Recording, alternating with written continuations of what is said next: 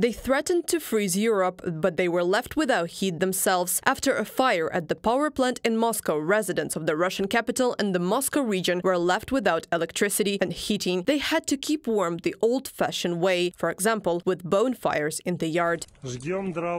We burn wood because it's cold at home, outside is warmer. They are asking the local authorities to resolve the utility collapse.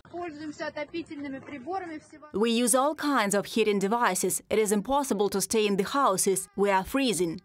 The local authorities, it seems, can do nothing. In the Kremlin, the accidents are blamed on allegedly abnormal frost, although the temperature is typical for the Moscow region. The authorities assure that they are making huge efforts to resolve the issue, but they do not plan to monitor the condition of networks or additional financing. The result of the efforts is not yet visible. The main thing is that people who face such problems in their homes and households should ask themselves who is to blame and what is the reason for all this. Because in our country, especially in the pre-election period, the authorities often are talking about their own merits, but they do not really want to talk about what is happening in reality, because the entire Russian government exists, in fact, in the television, and all its merits are purely there. Among these merits is the increase in social benefits. From January 1st, 2024, Russia increased the cost of living and minimum wage. A number of other benefits are planned to be indexed during the year. Experts cannot say where Moscow will get the money from. Besides, an increase in nominal payments does not mean an increase in population's welfare. In the condition of ruble devaluation, the prices for goods continue to grow, which means that the purchasing power of the population is falling. Inflation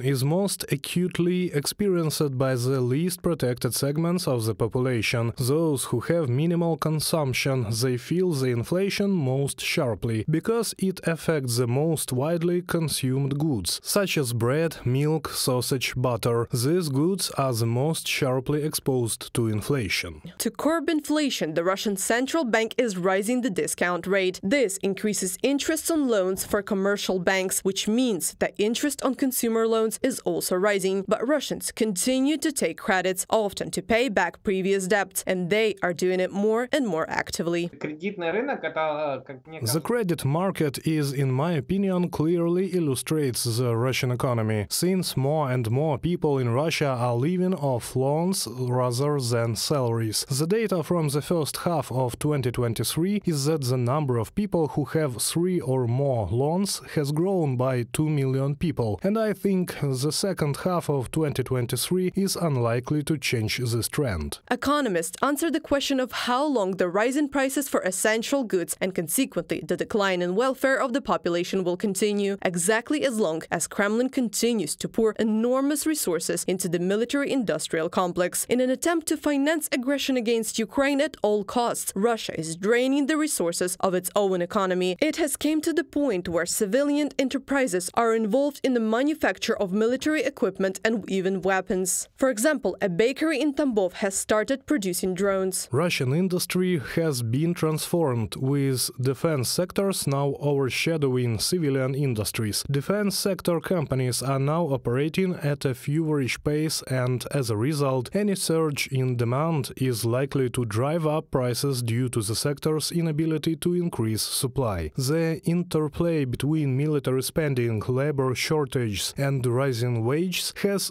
created an illusion of prosperity, but it is unlikely to last. From a publication in Foreign Affairs. Military expenditures are draining the aggressor country's economy, and therefore Foreign Affairs believe that at some point Moscow will have to choose either financing the war against Ukraine or maintaining living standards at tolerable level and protecting macroeconomic stability. Reported by Anastasia Tarnavska, Valeria Nekapelova, UATV News.